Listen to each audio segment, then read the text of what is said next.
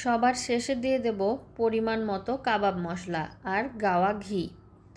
ঘিয়ের পরিবর্তে regular cooking অয়েলও দেওয়া যাবে, কিন্তু গাওয়া ঘি দিলে স্মেলটা খুব ভালো হয়। সবগুলো উপকরণ খুব ভালো মতো মিক্স করে নেব। মিক্স করা হয়ে গেলে আপনি আপনার পছন্দ মতো শেপে কাবাব তৈরি করে নিতে পারেন। আমি এইরকম গোল গোল করে চ্যাপ্টা করে নিচ্ছিলাম।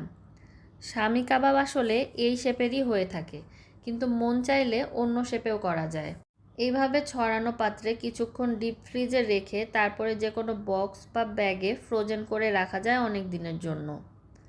আমি এখানে কয়েকটা ভেজে দেখাচ্ছি যে এই কাবাবটা কেমন হয়।